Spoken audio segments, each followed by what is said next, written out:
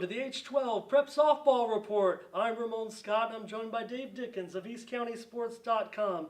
Dave, joining us from the red hot El Capitan Vaqueros senior Bailey Olaveson.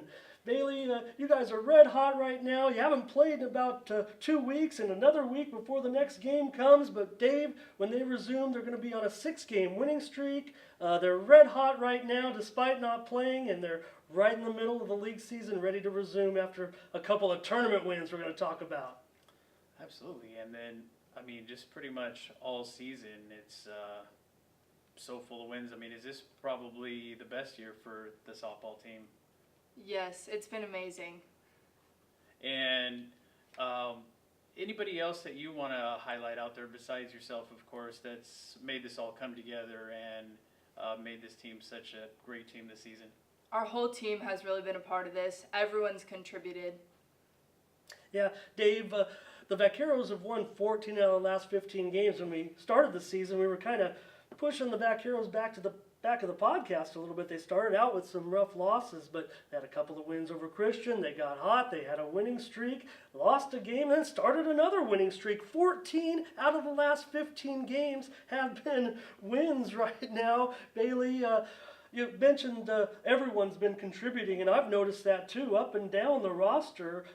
But you're a younger team. You have some veteran players. You, Allison Von Yokes, you guys have been there pretty much the whole time. And, of course, Alexa Williams, a junior, she's been there also several years. But a younger team that you guys have had to kind of groom. You guys want to win now. You're seniors. You want to go back to that championship game. But you're also molding some of these younger players for the future of the Vaqueros. Yes.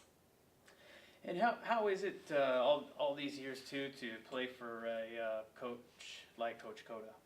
Coda's amazing. He's a super friendly guy, and it takes a while to get to know him, but once you do, he's amazing, and he always wants to help us any way that he can. He's just a great guy. Dave, El Capitan won that big showdown against the Helix Highlanders. They're going to meet again in the final game of the season in a game that probably is going to determine the league title at this point. El Capitan has the upper hand with that win, but that game, Helix probably going to be in a position to maybe play for their own share of the league title. Right, yeah, El Capitan has been hot pretty much the whole season, but the Helix team, it started off a little sputtering a bit, but they have definitely come up and made a name for themselves, so they'll definitely maybe be a tougher team second time around. Bailey, the Vaqueros, you guys have already won 2 trophies this season. You could go your whole career and not win a tournament trophy, but you guys, if I'm not mistaken, the Vaqueros most recently won the Jaguar Classics Silver Division. Allie Gay on the team, and she came into the game and scored the game-winning run to help win that tournament. Just goes to show you how much everybody is contributing on this team. Tell me about the Jaguar tournament, first of all. That was great because we got to play 2 division teams, which we usually don't get to do, so that was 2 great wins. Yeah, and a week earlier, Dave, El Capitan captured its flight of the Hilltop tournament, upending Scripps Ranch 6-5. That was about a month ago now. El Capitan won 3 games on that championship day. Williams had a home run in the title game, and Allison had the game-winning RBI with that walk-off sacrifice fly. When you got that one tournament, you didn't know you were going to turn around and win another, but just went to show how well you guys have been playing, huh? Yes, it was awesome, especially because everyone, again, was contributing during those 3 games. Yeah, Alexa Williams and Kylie Mead, Dave, have been the pitchers for this season, but I also want to add that freshman Brooke Horn. She's now 4-0 since joining the varsity, giving El Capitan really 3 pitchers, and sometimes you need that extra arm when you're going to run deep into the playoffs. You said you were already familiar with Brooke, and you might have been expecting her to come up to the varsity. Tell me what Brooke has meant to the team, in addition to your other great pitchers, Alexa and Kylie. Brooke's been a great asset for us. She's already won 4 games for us, and that's exactly what we needed. Yeah, and Dave, another thing about the Vaqueros, they're going to be the queens of extra innings, as we've called them. They haven't lost an extra inning game now since 2013. They beat Ramona earlier this season, 6-5, as Alexa had 2 home runs in that game, and Haley Mulligan also homered in that contest. But Bailey, I want to bring up one of the big moments of the season for this team, and it might have given you guys the confidence that you needed to get on some of these winning streaks. You had that walk-off game-winning hit against the Southwest Eagles to avenge that loss in the Division III CIF title game last year. You guys wanted to beat Southwest, and really you guys beat them nicely. Yes, that was amazing, especially to win because they did beat us last year, and it was just a great feeling to come back and win. Now, as you depart and you end up over at Eastern Nazarene in Boston, what do you see with the team that you're leaving behind as far as the youth and the knowledge that you've set forth with your play this season? The team is being left in good hands. They're going to be okay. Yeah, no doubt about it, Dave. But like I said, a pretty young roster, Yes. considering the success that they're having this season. I want to mention Williams and Meade were unavailable in that game against Helix, and Brooke stepped up in the circle for that pitching win. Allison had a triple, scored a run, and had the game-winning RBI with a double. And Williams amazingly had her hitting streak snapped. She had a 17-game hitting streak going into that game. I know she still contributed greatly in that win. Despite this winning streak, El Capitan was just 17th in the media poll that was released on Monday behind local teams such as Granite Hills, who's ranked 3rd, 9th ranked Patrick Henry, and Santana as well as ahead of them in the poll. And they're just ahead of 20th ranked Grossmont. So maybe the Vaqueros aren't getting the respect that they deserve right now. Yeah, I think that's correct. I mean, especially how many games they've had to play this season as opposed to some of the other teams and all the tournaments. And I think they've weathered the storms, and I think that they deserve a little more recognition as their record doesn't show it as much as the play that they put on the field. But again, you're looking at some of these, the way that works sometimes, unfortunately, the D1 schools like the Granite Hills and like the Helix, that's just unfortunate. Bailey, tell us about your choice to go to New England and go to Boston and go to Eastern Nazarene College, the Lions. You have some family there, and boy, the season starts a little bit later out there, but what was so interesting to you about going to play softball in Boston? I'm super excited because I didn't know if I would have the opportunity to play softball in college, so it's like really exciting to be able to. And what is going to be, with the athletics aside, the major that you're going to be looking for over there? I'm going to major in education. Perfect. And probably some coaching along the way in the future, I'm thinking, Yes. huh? Tell me about some of these teammates of yours. I asked about your veteran teammates. Tell me the experience that you've had, mainly with Alexa and with Allison over these years, playing in that championship last year, and your goals for this season. I think we're achieving them, but you probably want to get back to that championship game. Allison and I have played together since we were little, so it's so amazing to be on varsity together and just play together. And Alexa, she's such a genuine person, so it's amazing to play with her and just get to know her more. Yeah, Dave, and some other key players on this team. Maybe you can comment for me, Bailey. Players such as Madison Rosales, Brandy Taylor, Olivia Martinez doing well. Tell me about some of these other players. They're all such sparks for us. It's just so amazing to have so many people contributing. They're all amazing people.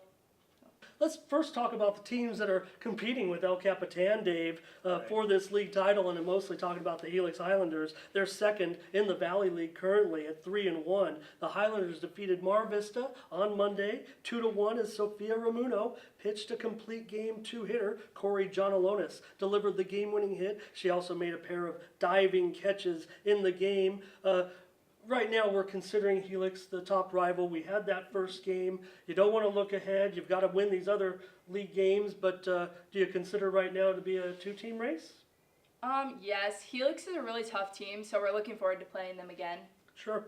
Monta Vista, however, Dave, is still alive in the Grossmont Valley League at 3-2. They've won 3 straight. The Monarchs recently had a combined no-hitter over El Cajon Valley by Desiree Corona and Iona Upham. We've also had a combined no-hitter against Mount Miguel just recently. Mount Miguel, they won a ball game last week as well, upsetting visiting Morse 14-9. I don't have much info on the Matadors this season, but you guys played them, and they're struggling a bit, but they have had some wins.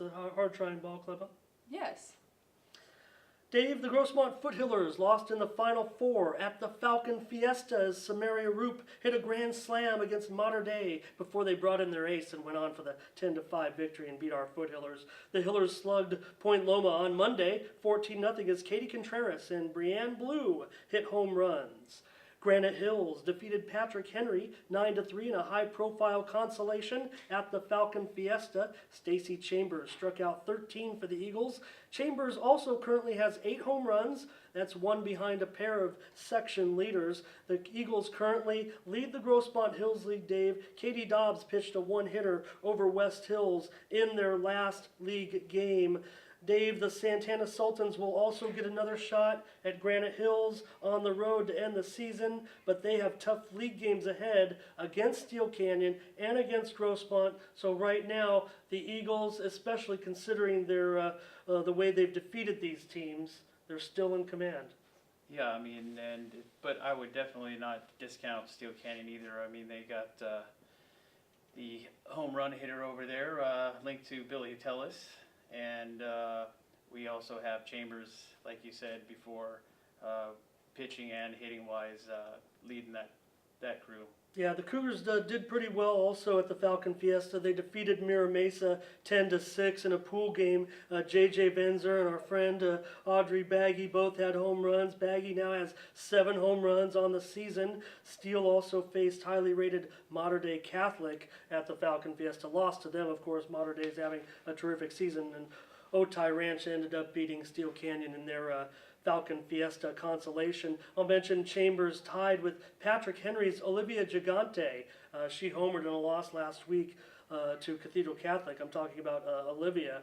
She also homered against Claremont, so she's also in that home run race. Santana, the Sultans are second in the Grossmont Hills League, 1 game behind the Eagles. Of course, the Eagles beat the Sultans pretty handily. The Sultans defeated Steel Canyon 5-4 last time out as Haley Justice belted a 3-run home run.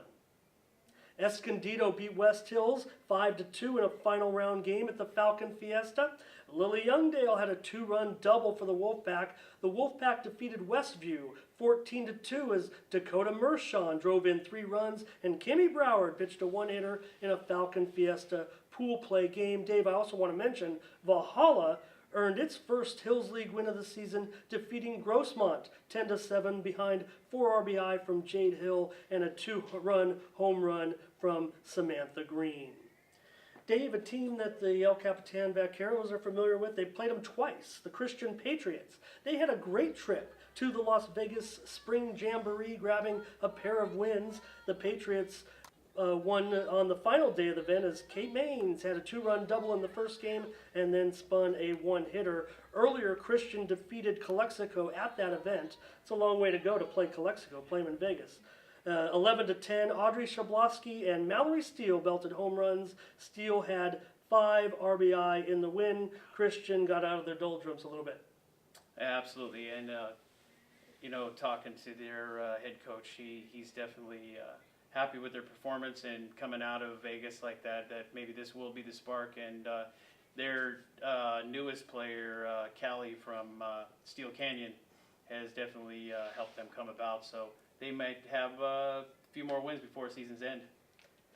Mountain Empire defeated Julian to improve its win streak to 8 games without a loss this season. The Redhawks were meeting Calipatria in a game as we film this podcast, and that's their biggest game of the season to date. The Liberty Charter Lions are in first place in the Summit League after defeating rival Bayfront Charter 9-7 last Thursday. Sarah Johnston went 4 for 5 with 3 doubles, and Faith Villa belted her third home run of the season. Meanwhile, Foothills Christian broke a first-place tie with Tri-City Christian to take over the Pacific League lead with an 11-6 win. All right, well, that's going to do it for us on the H12 Prep Softball Report. For Bailey Olaveson of the El Capitan Vaqueros, Dave Dickens of East County Sports, I'm Ramon Scott. Thank you for joining us.